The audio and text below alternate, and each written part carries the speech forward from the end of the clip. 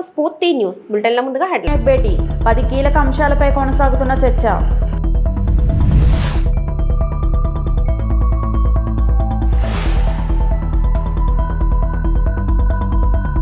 Liquor scam సూత్రధారి విజయసాయిరెడ్డి, ఆనం వెంకటరమణారెడ్డి వెల్లడి.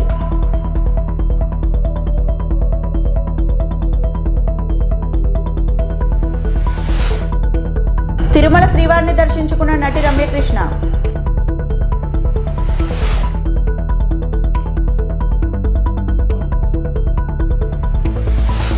దేశ రాజధాని ఢిల్లీలోని జంతర్ మంతర్ వద్ద కాంగ్రెస్ పార్టీ ఆధ్వర్యంలో మహాధర్నా కొనసాగుతోంది. తెలంగాణలో విద్య, ఉద్యోగాలు, స్థానిక సంస్థల ఎన్నికల్లో బీసీ రిజర్వేషన్లు 12% పెంచుతూ రాష్ట్ర ప్రభుత్వం అసెంబ్లీలో ఆమోదించి రాష్ట్రపతికి పంపిన బిల్లులకు వెంటనే ఆమోదం తెలపాలన్న డిమాండ్తో కాంగ్రెస్ మహాధర్నా చేపట్టింది. ముఖ్యమంత్రి Revanth Reddy, deputy CM Bhatti Vikramarka, PCC అధ్యక్షుడు ముఖేష్ కుమార్ గౌడ్, మంత్రులు సీతక్క, పొంగులేటి శ్రీనివాసరెడ్డి, ఎమ్మెల్యేలు, ఎమ్మెల్సీలు, కార్పొరేషన్ చైర్మన్లు, డీసీసీ అధ్యక్షులు, బీసీ సంఘాల నాయకులు పాల్గొన్నారు. సాయంత్రం ముగింపు కార్యక్రమంలో కాంగ్రెస్ అగ్రనేత రాహుల్ గాంధీ పాల్గొంటారు. ఇండియా కూటమిలో భాగంగా ఉన్న డీఎంకే, వామపక్షాలు, Shivsena, UBT, NCP, RJD, Samajwadi తదితర పార్టీల నాయకులు హాజరై సంఘీభావం ప్రకటించనున్నట్లు సమాచారం. తెలంగాణ కాంగ్రెస్ పార్టీ అధ్యక్షులు మిత్రులు మహేష్ కుమార్ గౌడ్ గారి నేతృత్వంలో చలో ఢిల్లీ కార్యక్రమం తీసుకొని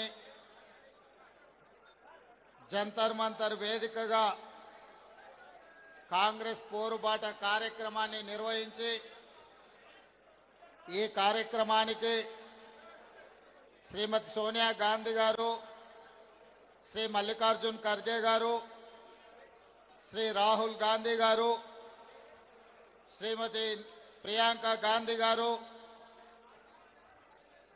మీనాక్షి నటరాజన్ గారు, కేసీ వేణుగోపాల్ గారి సంపూర్ణ మద్దతు తీసుకొని వేలాది మంది ఈరోజు ఉదయం నుంచి ఈ జంతర్ మంతర్ ధర్నా కార్యక్రమంలో భోజనం చేయకుండా ఉదయం నుంచి ఇక్కడ కూర్చొని మేమందరం 4 కోట్ల తెలంగాణ ప్రజలు, తెలంగాణ రాష్ట్ర ప్రభుత్వం శాసనసభ ఆమోదించిన విద్యా ఉద్యోగాలలో ఓబీసీలకు 42% రిజర్వేషన్, అదేవిధంగా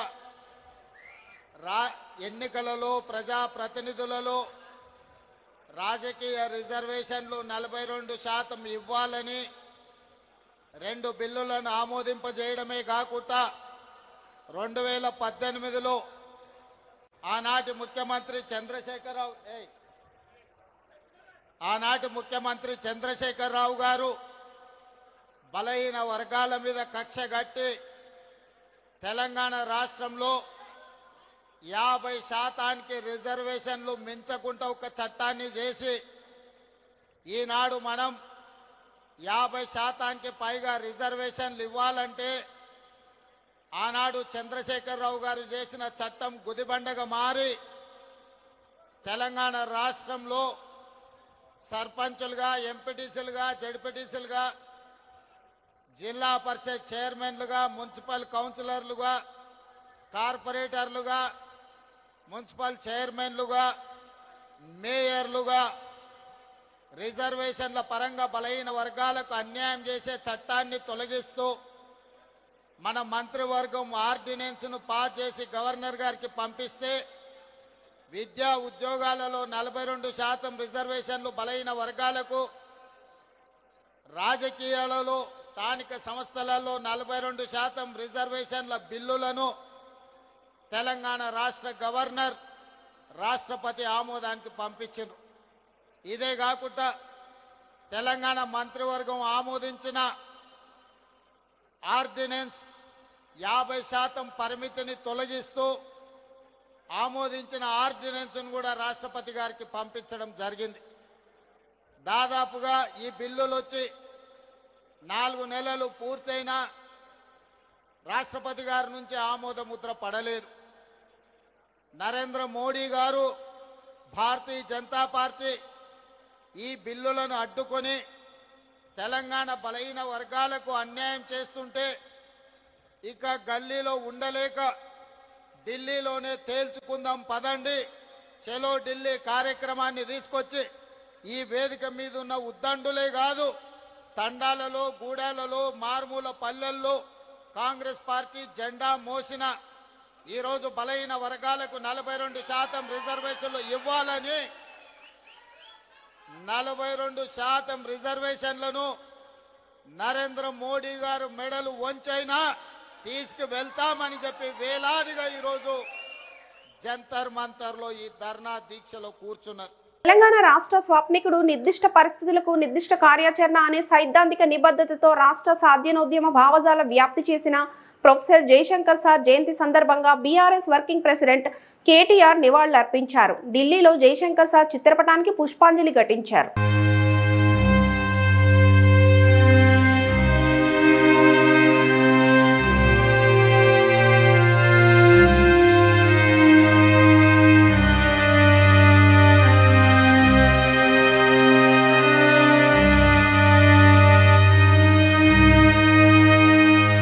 ఏవీఎంలు వద్దు, పేపర్ బ్యాలెట్ విధానాన్ని తిరిగి ప్రవేశపెట్టాలని BRS working president KTR demand చేశారు. ఎన్నికల నిర్వహణ సంస్కరణలపై అన్ని రాజకీయ పార్టీలతో కేంద్ర ఎన్నికల సంఘం సమావేశాలు నిర్వహిస్తుంది. ఇందులో భాగంగా ఢిల్లీలో ఈసీ సమావేశానికి బీఆర్ఎస్ నుంచి కేటీఆర్తో పాటు ఇతర పార్టీ నేతలు హాజరయ్యారు.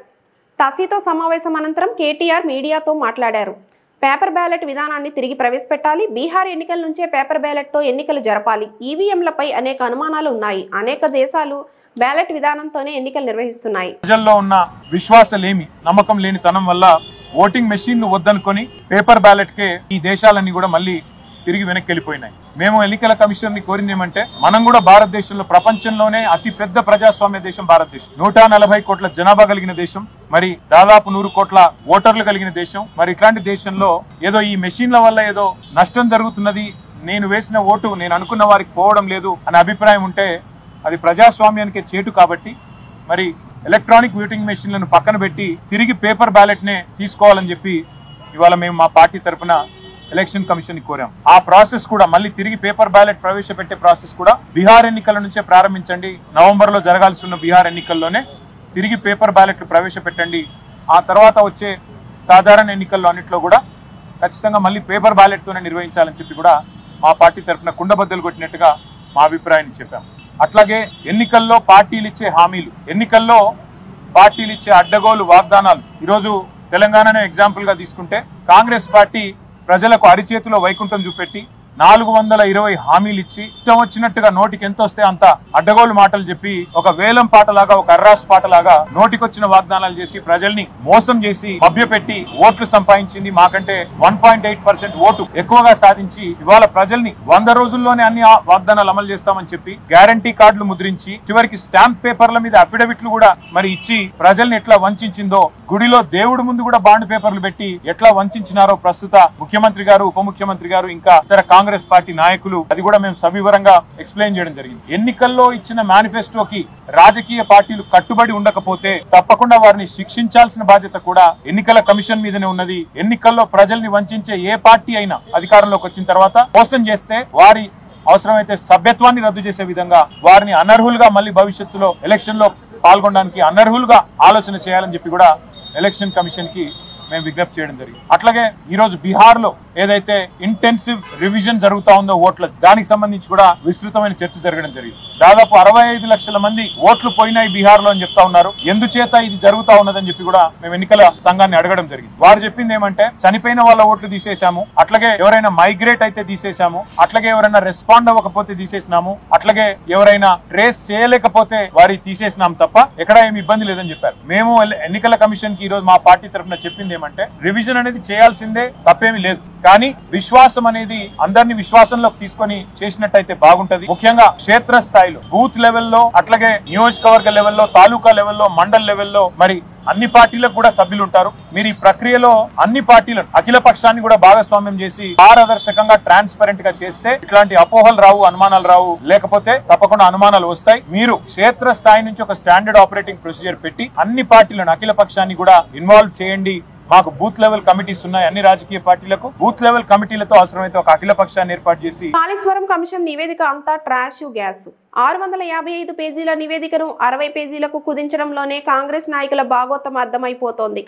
సాయంత్రం రిపోర్ట్ రాగానే అర్ధరాత్రి తమ ఆస్థాన మీడియాకు లీకులు ఇచ్చి అడ్డమైన రోతవాతులు రాయించుకొని ఉద్దేశపూర్వకంగా కేసీఆర్ మీద బీఆర్ఎస్ మీద కుట్ర చేసే ప్రయత్నం తప్ప ఏమీ లేదు. కాంగ్రెస్ ప్రభుత్వానికి దమ్ముంటే మైక్ కట్ చేయకుండా అసెంబ్లీలో చర్చ పెట్టాలి. చీల్చి చెండాడే బాధ్యత మాది. BRS working president KTR. అదంతా గ్యాస్, అందులో ఉన్నది ట్రాష్ తప్ప ఏమీ లేదు. 655 పేజీల నివేదికను 60 పేజీలకు కుదించడంలోనే వాళ్ళ భాగవతం అర్థమవుతుంది. అంటే 600 పేజీలు వాళ్ళకి ఇష్టం లేని ఉన్నాయి, 60 పేజీలు వాళ్ళకి ఇష్టం ఉన్నవి ఉన్నాయి కాబట్టి వాటిని చూపెట్టే ప్రయత్నం చేస్తా ఉన్నారు. రెండోది నాకు తెలియక అడుగుతా ఉన్నా, రిపోర్ట్ ఇచ్చింది సాయంత్రం, అర్ధరాత్రి ఆస్థాన మీడియాకు వెంటనే లీకులు, తెల్లారి వరకే ఈయన పాపాల భైరవుడు ఆన పాపాల భైరవుడు అని అడ్డమైన రోత వార్తలు. అంటే ఎంత ఉద్దేశపూర్వకంగా, అంటే ఇంకా 650 పేజీల రిపోర్టు ఎవరు చదవకముందే 2 పత్రికలకు మాత్రం తెలిసి రోత వార్తలన్నీ రాసి వడ్డించి వార్చి కేసీఆర్ గారి మీద బీఆర్ఎస్ మీద ఏదైతే కుట్ర చేసే ప్రయత్నం చేస్తున్నారో, చిల్లర ప్రయత్నం చేస్తున్నారో, ఆ నివేదిక ఒక గ్యాసు ట్రాష్ తప్పనలో ఏం లేదు. మొత్తం దమ్ముంటే మొత్తం 655 పేజీల నివేదికను ప్రజల ముందు పెట్టండి, మొత్తం ట్రాన్స్పరెంట్ గా పెట్టండి. అసెంబ్లీలో ఎట్లా పెడతా అంటున్నారు కదా, ఇవాళ ఆల్రెడీ హరీష్ రావు గారు చాలా వివరంగా అన్ని విషయాలకు సమాధానం చెప్పారు. అసెంబ్లీలో పెడితే మైక్ కట్ చేయకపోతే, ఈ ప్రభుత్వానికి దమ్ముంటే కాంగ్రెస్ ప్రభుత్వానికి మైక్ కట్ చేయకండి. మైక్ కట్ చేయకపోతే రాష్ట్ర ప్రజలు చూస్తారు ఎవరు నిజం చెప్తున్నారు, ఎవరు అబద్ధం చెప్తున్నారు. చీల్చి చెండాడి ఫుట్బాల్ ఆడకపోతే మమ్మల్ని. బెట్టింగ్ యాప్స్ వ్యవహారంలో ఎన్ఫోర్స్మెంట్ డైరెక్టరేట్ విచారణ ముమ్మరం చేసింది. ఈ కేసులో సినీ నటుడు విజయ్ దేవరకొండ ఈడీ కార్యాలయంలో విచారణకు హాజరయ్యారు. బెట్టింగ్ యాప్ల నుంచి తీసుకున్న పారితోషికం, కమిషన్లపై విజయ్ను ఈడీ అధికారులు ప్రశ్నిస్తున్నారు. ముందుగా మీ అందరిని ఒకటి అడుగుతా, అది నా గురించి మీరు చేయాలి. ఇప్పుడు మీ ఛానళ్లలో హెడ్లైన్స్ స్క్రోలింగ్లో ఇల్లీగల్ బెట్టింగ్ యాప్స్లో నన్ను పిలిచారని స్క్రోలింగ్ నడుస్తుంటుంది, హెడ్లైన్స్ నడుస్తుంటుంది నాకు తెలుసు. కానీ ఫస్ట్ దాన్ని గేమింగ్ యాప్స్ క్లారిఫికేషన్ గురించి విజయ్ దేవరకొండ అని పిలిచారు అని ఫస్ట్ ఆ హెడ్లైన్ మీరు నా గురించి మార్చాలి. ఎందుకంటే బెట్టింగ్ యాప్స్ ఇన్వెస్టిగేషన్ తప్పకుండా నడుస్తుంది. కానీ మనని పిలిచింది వాళ్ళకు కూడా తెలియదు మన పేరు ఎందుకు వచ్చిందో. బట్ మన పేరు వచ్చినందుకు వాళ్ళు వెరిఫికేషన్ చేసుకొని వాళ్ళ డెలిజెన్స్ తీసుకోవాలి. మనం చేసింది గేమింగ్ యాప్స్కి ఎండోర్స్మెంట్. గేమింగ్ యాప్కి బెట్టింగ్ యాప్కి అసలు సంబంధమే లేదు. గేమింగ్ యాప్స్ అనేటివి completely legal, recognized by the government, licensed as a business. వాళ్ళకి జిఎస్టీలు, టీడీఎస్లు, కంపెనీలు, it's fully registered, recognized by supreme court and various state governments. అది గేమింగ్ యాప్. అటువంటిది A23. ఇప్పుడు క్విక్గా డౌట్ ఉన్న వాళ్ళకి క్విక్గా మీరు గూగుల్లోకి వెళ్ళి టాప్ గేమింగ్ యాప్స్ అని కొడితే కొన్ని వస్తాయి. A23తో సహా My11 సర్కిల్, Dream11, MPL, జుపీ ఇట్లాంటివి కొన్ని వస్తాయి. ఇవన్నీ రిజిస్టర్డ్ గేమింగ్ యాప్స్. ఇవన్నీ మన ఇండియన్ క్రికెట్ టీమ్కి స్పాన్సర్, మన ఇండియన్ ఒలింపిక్స్ టీమ్కి స్పాన్సర్, మన ఇండియా ఉమెన్స్ క్రికెట్ టీమ్కి స్పాన్సర్, ఐపీఎల్కి, ఎంపీఎల్ ఒకదానికి అఫీషియల్ స్పాన్సరు, వేరియస్ కబడ్డీ లీగ్కి, వాలీబాల్ లీగ్కి అన్నిటికీ వీళ్ళు స్పాన్సర్ చేస్తారు. ఎందుకంటే these are completely legal entities. Indian Olympics టీమ్కి స్పాన్సర్ చేయాలంటే లీగల్ ఉండాలా వద్దా? సో ఫస్ట్ ఆఫ్ ఆల్ ఈ గేమింగ్ యాప్స్ని, ఇల్లీగల్ బెట్టింగ్ యాప్స్ని మీరు సపరేట్ చేయాలి. అది జర్నలిస్ట్గా మీ రెస్పాన్సిబిలిటీ. నా మీద మీకు ఆ రెస్పాన్సిబిలిటీ ఉండాలని కోరుకున్నా. కానీ మన పేరు వచ్చింది కాబట్టి కొన్ని క్లారిఫికేషన్స్ అడిగారు. ఆ clarification account details, transaction details ఏంటి ఆ కంపెనీ అవన్నీ పంపించేసినాము. ఇంతటితో సమాప్తం. Thank you.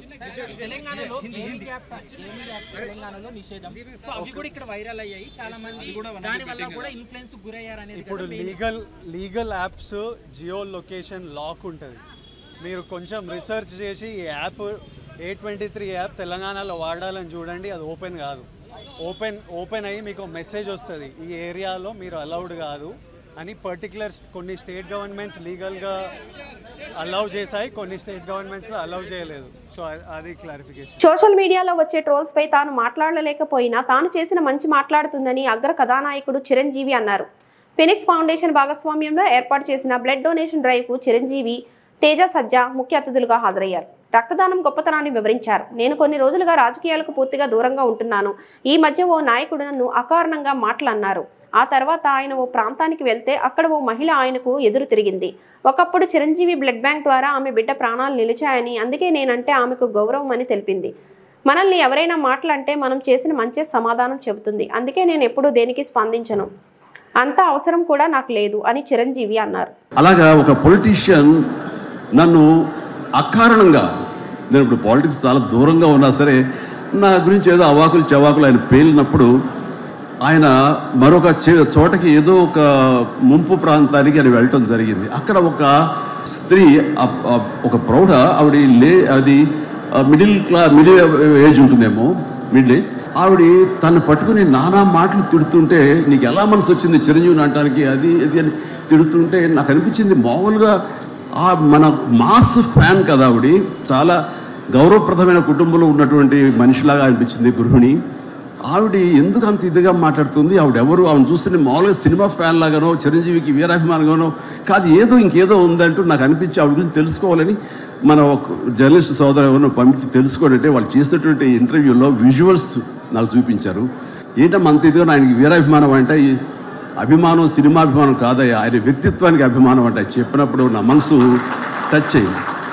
ఏంటమ్మా అంత ఇదిగా, ఏంటమ్మా ఆయన మీకు ఏమైనా సహాయం చేశాడు, ఏం చేస్తాడంటే సహాయం చేయటం అయ్యా, నా బిడ్డ ప్రాణాలను కాపాడాడు అని అన్నప్పుడు, ఏ విధంగా ఏంటి అని అన్నప్పుడు, నా బిడ్డకి రాజమండ్రిలో దగ్గర ఒక పల్లెటూరుది, రాజమండ్రిలో కానీ కాకినాడలో కానీ నా బిడ్డకి ప్లేట్లెట్స్, డెంగ్యూ వచ్చేసి ప్లేట్లెట్స్ బాగా డౌన్ అయినప్పుడు వితిన్ అవర్స్ నా బిడ్డ కనుక ప్లేట్లెట్స్ సమయానికి అందకపోయి ఉంటే కనుక వాడు ఏమైపోయాడు, పాడిగా దూరం అయిపోయేవాడు. అంటే ఒక 8 ఏళ్ల బాల్ని అబ్బాయిని పిలిచి పక్కన కూర్చోబెట్టుకుని ఆ తల్లి చెప్తోంది, మరి ఎవరో చెప్పారు చిరంజీవికి ఫోన్ చేయపోయావు, నేనేంటి చిరంజీవి ఫోన్ చేయటువంటి, ఎక్కడ నుంచి చేయగలను, ఆయన ఎక్కడో ఉంటాడు, ఎలా చేయాలి ఫోన్ అని తెలియని పరిస్థితుల్లో, లేదమ్మా బ్లడ్ బ్యాంక్ చేయి, వాళ్ళు ఖచ్చితంగా ఎత్తుతారు ఫోను, నీకు కాల్ సహాయం చేస్తారంటే, వాళ్ళు గంటల్లో కావాలి, అది ఎక్కడో ఉంది హైదరాబాద్లో, ఎలాగొస్తుందో అనుకున్నాను. కానీ అయినా సరే ఎక్కడో ఆశ చావక ఫోన్ చేయడం జరిగింది. ఫోన్ చేసిన తర్వాత అక్కడ స్పందించి అక్కడ సిబ్బంది వెంటనే రాజమండ్రి పరిసర ప్రాంతాల్లో ఉన్న అభిమానులు, ఆ బ్లడ్ గ్రూప్ ఎవరికైతే ఉందో అభిమానుల్ని వెంటనే పంపించేయడం ఏంటి, అవర్స్లో వాళ్ళు హాస్పిటల్కి, నియరెస్ట్ హాస్పిటల్కి వెళ్ళి బ్లడ్ ఇవ్వటం ఏంటి, దాని నుంచి ప్లేట్లెట్స్ వేరు చేయటువంటి, ఆ బిడ్డకి ఎక్కించడం ఏంటి, తెల్లారిసరికి ఆ బిడ్డ మళ్ళీ తిరిగి ఎంతో ప్రాణాలతో బతికాడు. ఇది ఈడనయ్యేవాడు. ఆయన కనుక సమయానికి చేయకపోయి ఉంటే నా బిడ్డ ఏమైపోయాడు. అలాంటి మనుషుల ఈ తుచ్చులు నీచులు కలిసిందని మాట్లాడారు. వాడిని నాకు సరిపోలేదు, దగ్గరికి వెళ్ళి ఏమి చేసేదాన్ని చెప్పేసి అప్పుడు అంటుంటే చాలామంది అంటారు, ఎవరిని మిమ్మల్ని ఇలా అటాక్ చేస్తుంటారు సోషల్ మీడియాలో మాట్లాడుతుంటారు, మీరేం మాట్లాడరు ఏంటని.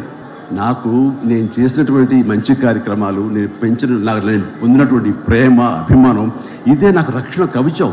హైదరాబాద్లోని పలు ప్రాంతాల్లో వర్షం కురుస్తోంది. మాదాపూర్, గచ్చిబౌలి, కొండాపూర్, మియాపూర్, మదీనాగూడ, చిందానగర్, లింగంపల్లి, జూబ్లీ హిల్స్, ఫిలిం నగర్, బంజారా హిల్స్, పంజాగుట్ట, అమీర్పేట, ఎర్రగడ్డ, సనత్ నగర్, బోరబండ, యూసఫ్గూడ పరిసర ప్రాంతాల్లో వర్షం పడుతోంది.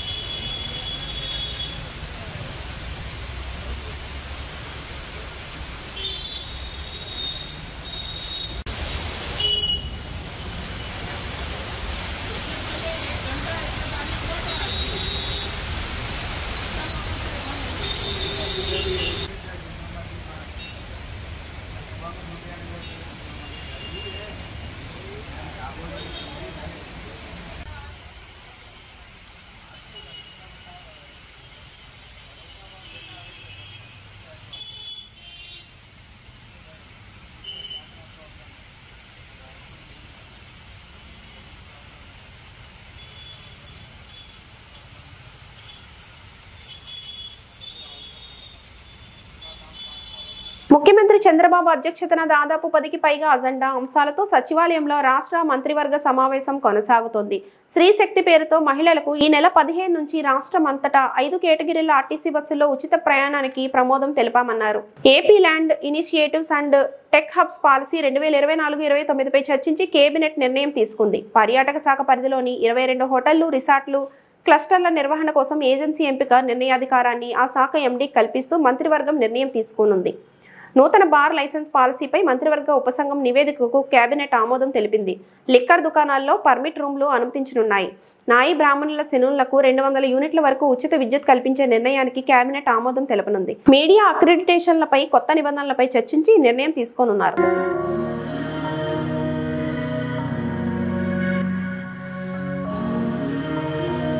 ఏపీలో మద్యం స్కామ్ సూత్రధారి విజయసాయి రెడ్డి అని తెలుగుదేశం పార్టీ సీనియర్ నేత ఆనం వెంకటరమణారెడ్డి ఆరోపించారు. మంగళగిరిలోని తెదేపా కేంద్ర కార్యాలయంలో ఏర్పాటు చేసిన మీడియా సమావేశంలో ఆయన మాట్లాడారు. ప్రభుత్వ ఆధ్వర్యంలోనే మద్య దుకాణాలు నిర్వహించినప్పుడు స్కామ్ ఎలా జరుగుతుందంటున్నారు. తమిళనాడులో ప్రభుత్వం నిర్వహించిన స్కామ్ జరిగిందన్నారు. మద్యం కుంభకోణంలో సంబంధం లేదని విజయసాయిరెడ్డి బుకాయిస్తున్నారని, వైకాపా నేతలందరి హస్తం ఉందని ఆరోపించారు. స్కామ్ చేసింది వైకాపా వాళ్లు కాదని జగన్ చెప్పగలరా అని ప్రశ్నించారు.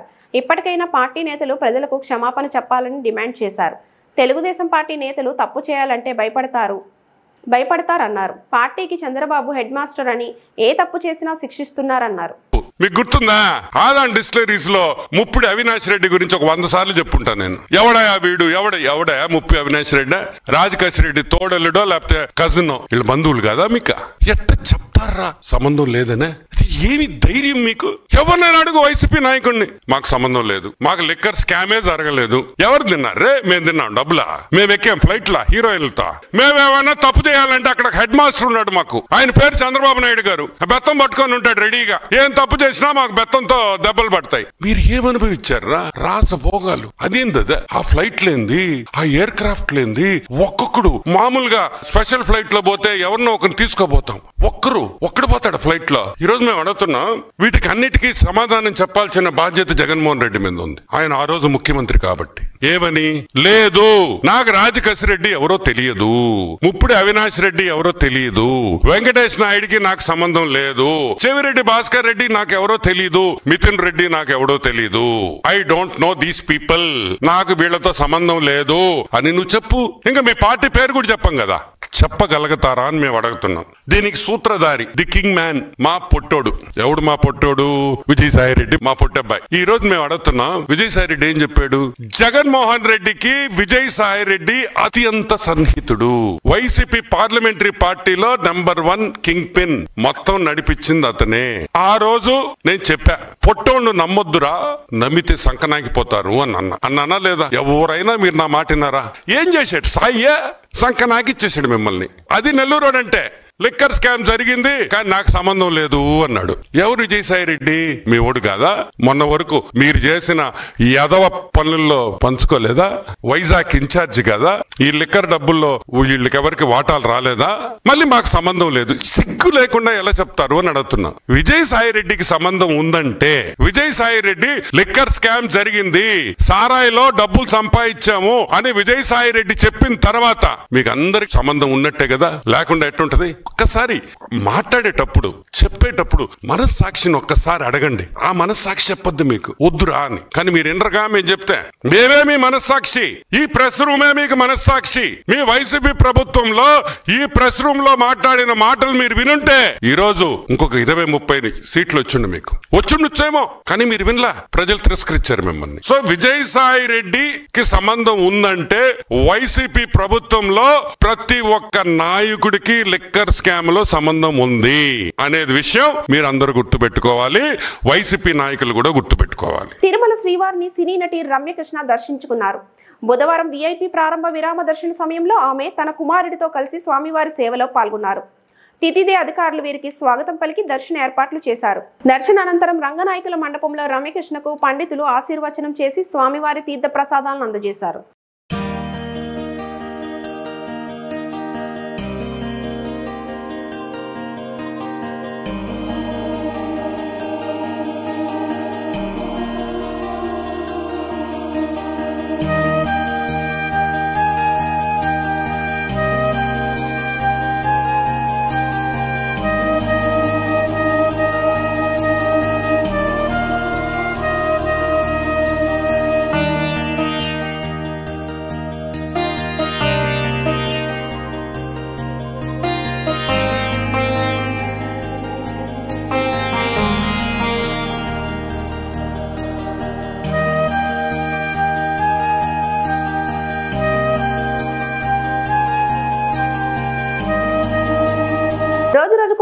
మహిళలపై అనేక రకాలుగా కూటమి నాయకులు చేస్తున్న దారుణాలను తీవ్రంగా ఖండించిన వైఎస్ఆర్సీపీ జిల్లా అధ్యక్షురాలు ఉషాశ్రీ చరణ్ నేడు పెనుగొండ నియోజకవర్గం సోమందేపల్లిలోని వైఎస్ఆర్ కాంగ్రెస్ పార్టీ మహిళా నాయకులు మరియు వైఎస్ఆర్సీపీ నాయకులు కార్యకర్తలతో కలిసి టీడీపీ నేతలు మహిళలపై చేస్తున్న దౌర్జన్యాలను ఖండిస్తూ ర్యాలీ నిర్వహించారు. ఉషాశ్రీ చరణ్ మాట్లాడుతూ పాలు పోసిన చేతిని కాటేసిన పాము మాదిరి ఓట్లేసి గెలిపించిన మహిళల మీదనే టీడీపీ నేతలు దారుణాలు చేస్తున్నారు.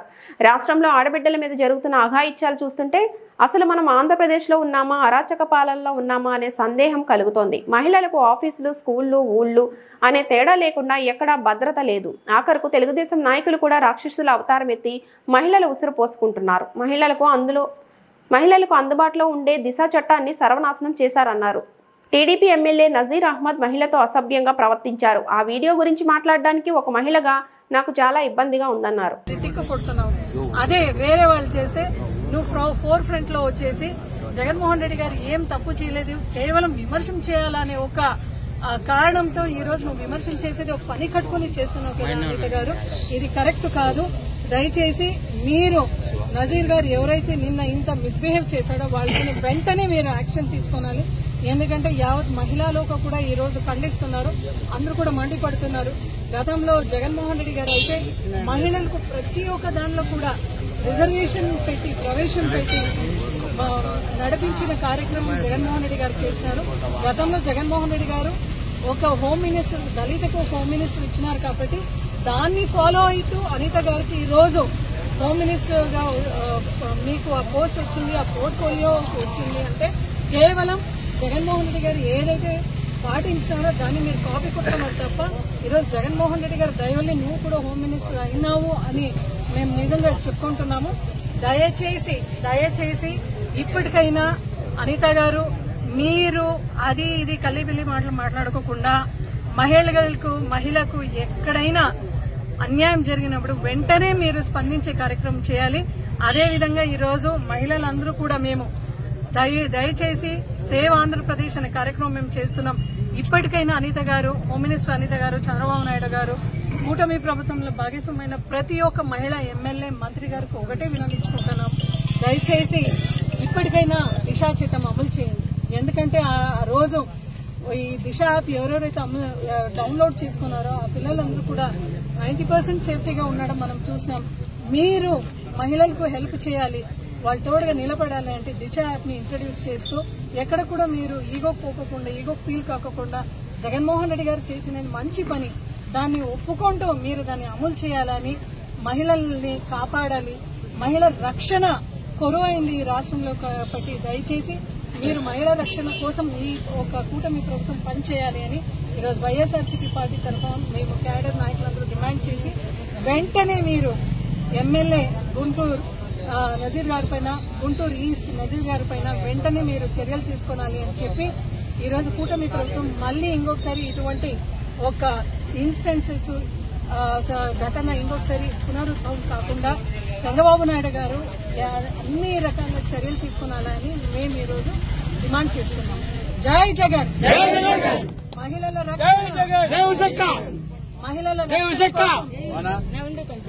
Save Andhra Pradesh from